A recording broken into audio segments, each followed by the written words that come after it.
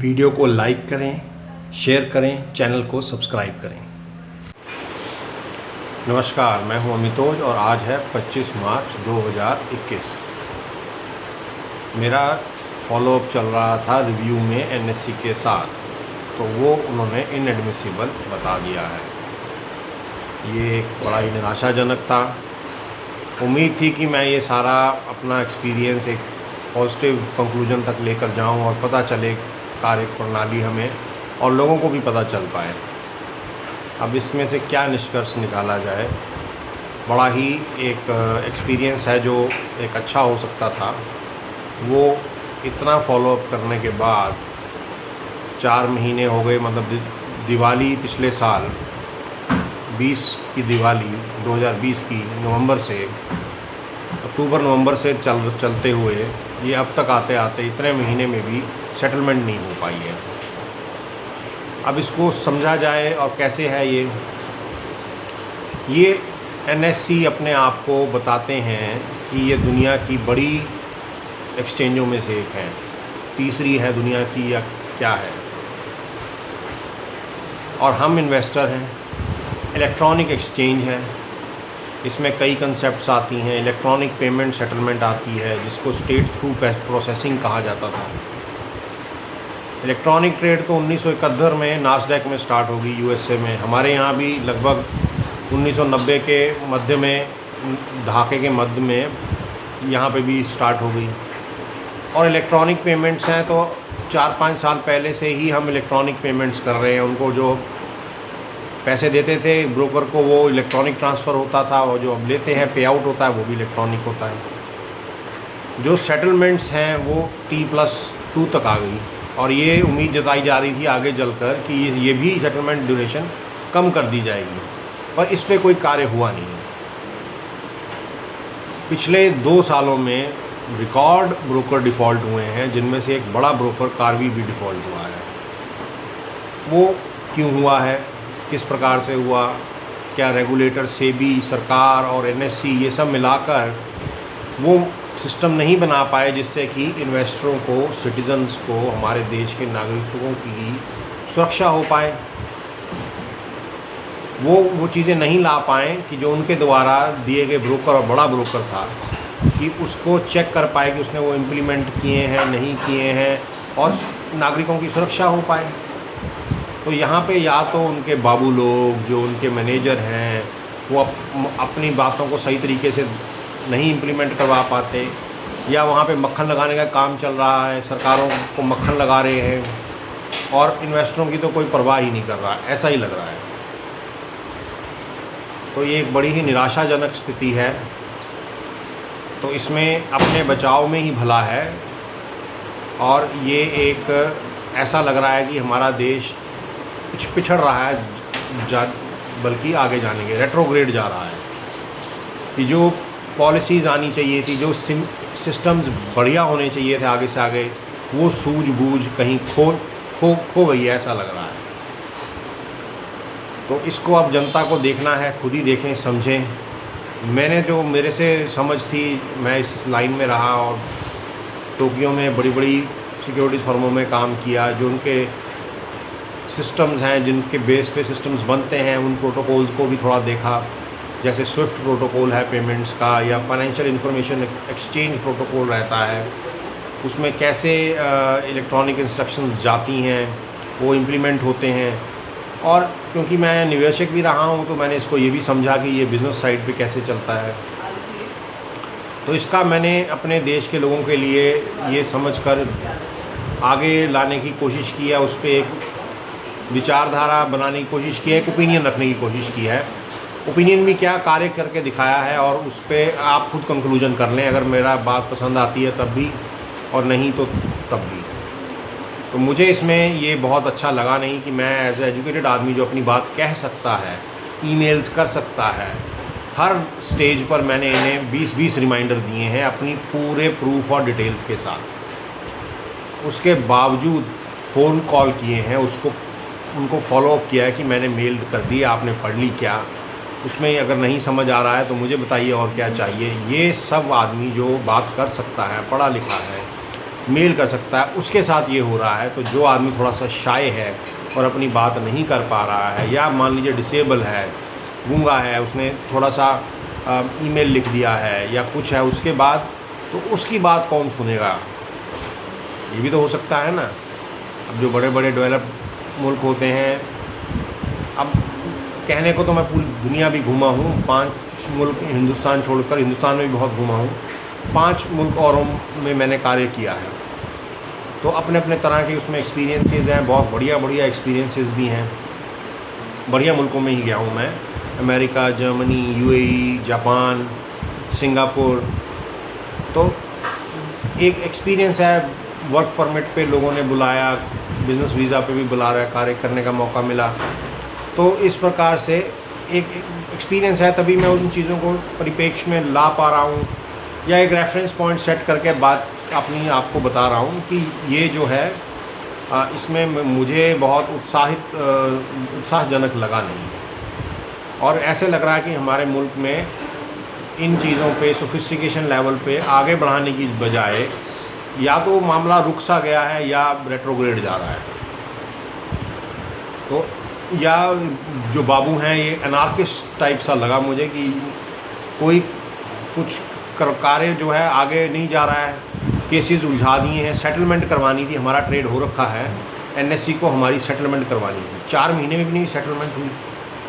Trade से 2 दिन में सेटलमेंट होती है, और उसको आगे की बात सोच रहे थे हम कुछ साल पहले कि हम इसका टाइम और कम करवाए हो जाएगा, और आज ब्रोकर उनका लगाया हुआ है, उसको ट्रेड हो रखे हैं, सब सबूत उनके पास है, हमसे भी मांगने की ज़रूरत नहीं होनी चाहिए थी, सुवो मोटो होना चाहिए था, एक्सचेंज को खुद से पैसा दिलवाना चाहिए था लोगों का, क्लेम करने की भी ज़रूरत नहीं होनी चाहिए थी। चलो मान लीजिए क्लेम करते हैं, आइडेंटिटी प्रूव करते हैं, क्लेम करते हैं, क्लेम करने के बाद भी सेटलमेंट नहीं हो रही है, 6-6 महीने हो गए हैं, 4 महीने से तो मैं ही इसको फॉलोअप कर रहा हूँ, मेरा ही नहीं हो रहा, तो अब मैं दुनिया का क्या बताऊँगा। तो ये जो है सेटलमेंट, तो आपके ब्रोकर ने घपला कर दिया, आप निपटे ना उससे निपटें, उसकी बिकवाली करें, उसके असेट की बिकवाली करें, उसके क्लाइंट्स को किसी को बेचें, उससे हमें क्या लेना देना है। जब एक प्रूवन ट्रेड हो रखा है, आप हमें पैसा दिलाएं, आप उससे निपटते रहें, ये काम आपका है, सेटलमेंट करवाना आपका है, ये भरोसा दिलाना आपका, और आपने गारंटी दी हुई है। प्रोटेक्शन फंड की गारंटी का मतलब क्या है? गारंटी है कि कुछ होगा तो हम आपके साथ हैं, तो आप तो हट लिए पीछे। इन्वेस्टर प्रोटेक्शन फंड की गारंटी नहीं आप उस पर कर पा रहे हैं, तो अब आप निपटें, ब्रोकर से निपटें। उसने घपला किया है, उसको जो मर्जी आप उसका निकालें रास्ता। हाई फ्रीक्वेंसी ट्रेडिंग आप कहते हैं कि कुछ मिनटों सेकंडों में आप लाखों ट्रेड कर देते हैं और सेटल भी होते हैं वो। अब वहाँ से क्यों हट गए आप पीछे? और आप कह रहे हैं कि अब हम 4 महीने लेंगे उसको सेटल करने में, हाई फ्रीक्वेंसी ट्रेड को, जहाँ पे आप क्लेम कर रहे हैं कि 1 मिनट में हम लाखों करोड़ों ट्रेड कर देते हैं, और अब उससे आप पीछे हट जाएंगे। ये तो बहुत ही जो है, अब सूझबूझ क्या कहाँ बना रहे हैं आप? यहाँ तो लग रहा है सूझबूझ खत्म ही हो गई पूरी।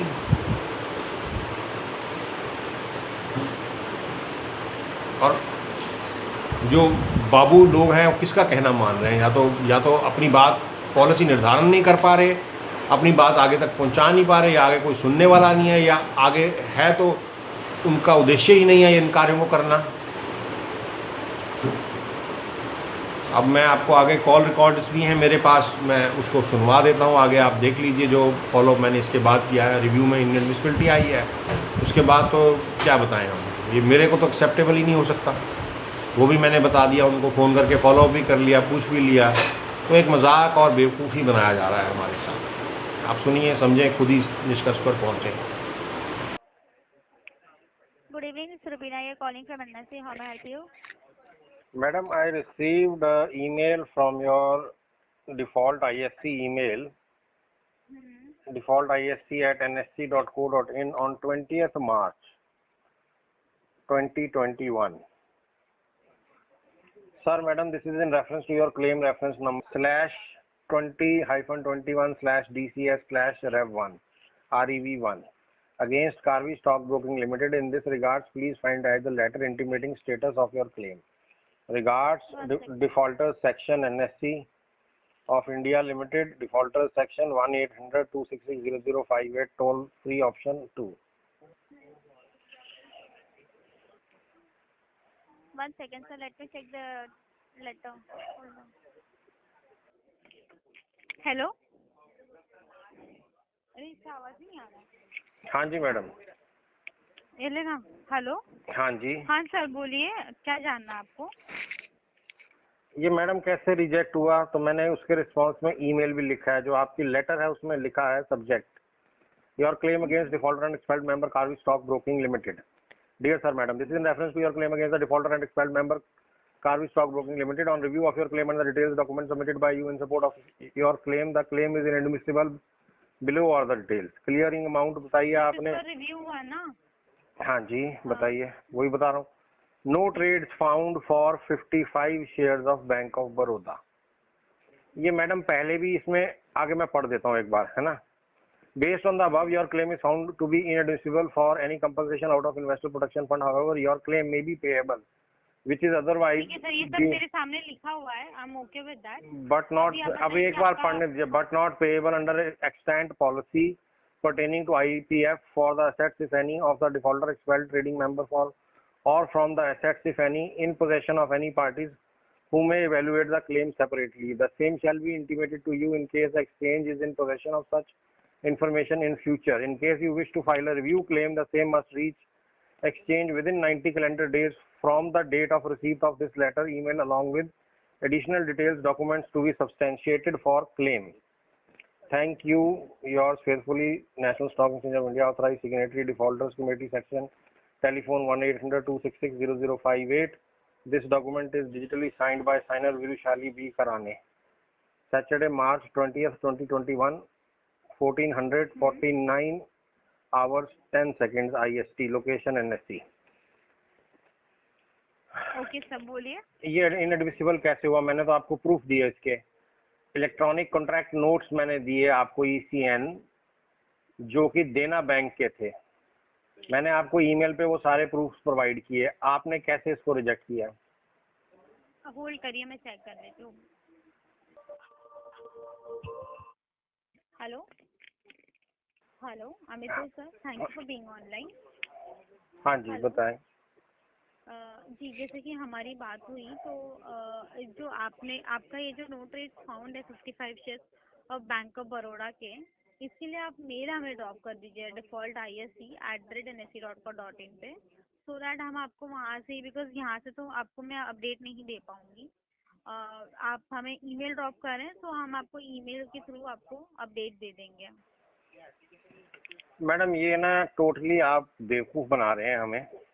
ये नवंबर की मेरी कंप्लेंट है, उसमें फिर आपने अप्रूव किया तो क्लेम किया, 20 दिन आपने तब लगाए, फिर क्लेम का देखने के लिए 20 दिन लगाए, फिर आपने वो आधा सेटल किया जिसमें भी आपने गड़बड़ की, ठीक है ना। अब ये देना बैंक का शेयर है जिसमें आपने रिव्यू के लिए किया। रिव्यू को मैंने 13 जनवरी का रिव्यू किया हुआ है और ये 2.25 महीने हो गए हैं। उसके बाद आप कह रहे हैं जी 20 मैंने रिमाइंडर भेजे हैं जिसमें आपको अटैच करके डॉक्यूमेंट्स भेजे हैं, सौदा समरी, इलेक्ट्रॉनिक कॉन्ट्रैक्ट नोट्स। जो है वही आपको रिप्लाई कर पाएंगे मैडम फिर मैंने कल 22 तारीख को मार्च को मैंने आपको ईमेल भेजी है दोबारा से in response to your mail and letter कि dear sir madam such decision is unacceptable. मैं तो इसको एक्सेप्ट नहीं कर रहा हूँ क्योंकि ये क्या है, this is a condemnable and does not hold for reputation of national stock exchange to serve the people of nation. आप कोई भी एक्सचेंज हैं, आप बॉडी हैं, कुछ भी हैं, आप इस कॉन्स्टिट्यूशन के लिए लोगों के इंटरेस्ट में काम कर रहे हैं। तो आगे मैंने लिखा it is betrayal of trust of citizens and retail investor of the country in dynamic environment of online trading, high frequency trading, such delays of months and indecisions to settle in favor of genuine investors is a systemic failure and corrupt practices that need immediate corrective action. The transactions are very much logged and verifiable at exchange level. NSE, SEBI, government should go ahead with proceeds with expelled default broker, which is in this case is Carvi Stock Broking. Verification and work regulations are in purview of exchange and regulatory bodies. Investors should be immediately compensated for their loss due to broker misgivings. Otherwise, regulators, SEBI, NSE, government guarantees are of low grade at loss of credibility. This is wrong precedence in terms of ethical business practices and agency allowed to work for citizens. Top management should seriously apply themselves to provide solutions This is already delayed beyond tolerance levels of small investors. This is devil's behavior of current management processes and decision makers. Regards, Amito Acharya. Madam आपका ये electronic trade है, hello, electronic trade ये 1971 में आया था Nasdaq में, और हमारे यहाँ पे चला हुआ है मिड 90s के बाद का। उसमें आती है स्ट्रेट थ्रू प्रोसेसिंग की कंसेप्ट, जिसमें होती है सारी इलेक्ट्रॉनिक ट्रांजैक्शंस है, बैंक से इलेक्ट्रॉनिक पेमेंट ट्रांसफर हो रहा है, सब कुछ आपके पास है, हमने आपको प्रूफ प्रोवाइड कर दिए। सेटलमेंट होती है T+2 डेज में। कोई ब्रोकर लगाया हुआ है एक्सचेंज ने, हमने नहीं लगाया, आपने उसको अलाउ किया था, उसने आपका कहना माना नहीं माना, आप उससे कैसे फैसला करवाते हैं, उससे पैसे कैसा निकलवाते हैं, ये आपकी प्रॉब्लम है। आपने हमें गारंटी दी हुई है कि काम ठीक होगा। आप 2 दिन ना सेटलमेंट को लें, 5 दिन ले लें, 10 दिन ले लें, 15 दिन ले लें, यहां तो 4 महीने हो गए हैं। अब इसमें रह क्या गया आप बताइए madam ji.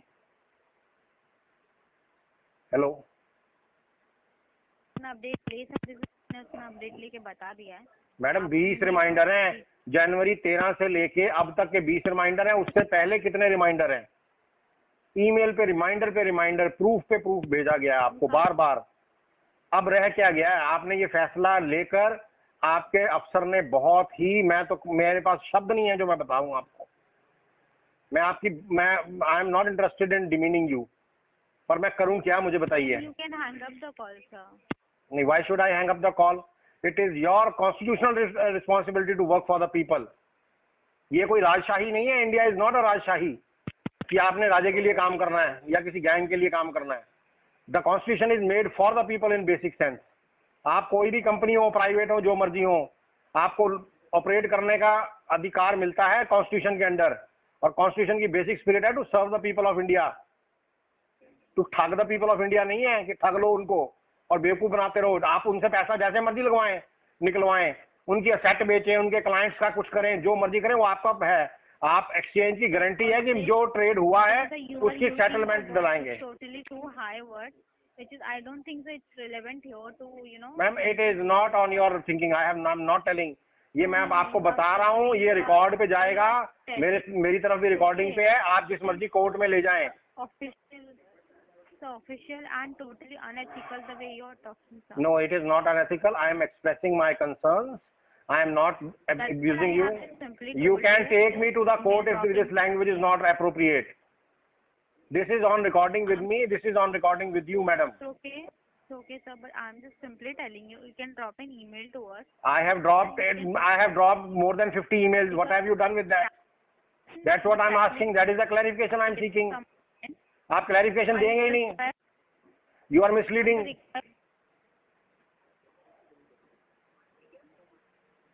I think, sir, I am done from my end, so I'm hang up this call. I'm disconnecting. No, you are not done, madam. You have cheated. You have done cheating. Whatever you want, I would request. Kindly write us a mail to us. Based on that, the auditor's team will calculate those things. No, how much time you will need for calculation? I don't know the calculation. I don't have a calculation even. Then you ask some audit representative. Once you take a decision, madam, my humble request is you ask your senior. इस प्रकार से यहाँ पर एक बहुत बड़ा प्रश्न चिन्ह लग जाता है NSE की हेल्पलाइन पे कि वो एक मानसिक लोगों का खिलवाड़ कर रहे हैं और गुमराह कर रहे हैं कि ये हेल्पलाइन है कि गुमराह लाइन है, कि ये बेवकूफ़ बनाया जा रहा है लोगों को, तरह तरह के बहाने देकर और गुमराह किया जा रहा है। यही नहीं, सवालिया निशान लगेगा NSE में, जो कि एक बहुत ही प्रॉफिटेबल एक्सचेंज है, कि वो गारंटीज़ पे सही नहीं उतर रही है, गारंटी नहीं कर पा रही है और लो ग्रेड हो गया है ये काम। और सेबी पर भी अब ये आएगा कि सेबी इसमें मूक क्यों है और ये पॉलिसी सही तरीके से बाबू लोग क्यों नहीं बना पा रहे हैं, उनके मैनेजर्स, उनके जो सीनियर एडमिनिस्ट्रेटर्स हैं, वो ये पॉलिसी क्लैरिफिकेशन क्यों नहीं दे पा रहे हैं। सेटल करवाएं, और पॉलिसी में जो आपने वसूली करनी है ब्रोकर से या उनसे करना है, उनके क्या जो उन्होंने नॉन कंप्लायंस हुआ है कितना बड़ा है, उसको निर्धारित करके इसको क्लियर करें इसमें से और आगे बढ़ें। तो इन चीज़ों के ना होने से यही लग रहा है कि अब बाबू घुमा रहे हैं चीज़ों को, सही तरह से पॉलिसी को आगे नहीं बढ़ा पा रहे हैं और ये सब एक मजाक बन के रह गया है और इन्वेस्टर्स की बेपरवाही की जा रही है जो कि नॉर्मल सिटीजन्स हैं। मिली भगत और ये सब में ही जो है सिस्टम और ये सब उलझ के रह गया है। ये निष्कर्ष आप खुद देख लें, सोच लें क्या है, समझने की कोशिश करें और कमेंट्स पे मुझे बता दें कि मैं कहाँ पे गलत जा रहा हूँ और मैं क्या करेक्शन ले सकता हूँ यहाँ से। बहुत टाइम लगा दिया, इतना नहीं था। एक अच्छी पॉलिसी बननी चाहिए एक डेवलप्ड नेशन की तरफ, सूझबूझ वाले नेशन की तरफ, एजुकेटेड नेशन की तरफ, साइंटिफिक नेशन की तरफ, लॉजिकल लॉ अबाइडिंग एक जस्टिस सिस्टम और एक पॉलिसी सिस्टम होना चाहिए। इतना पढ़ लिख कर भी अगर बाबू लोग ऐसे करेंगे तो ये नीयत की खराबी है और नीयत की खराबी तो फिर आप करप्शन एनार्की कहाँ लेकर जाती है वो आप देख सकते हैं। आज के लिए इतना ही। मेरे वीडियो को लाइक करें, शेयर करें, चैनल को सब्सक्राइब करें। धन्यवाद।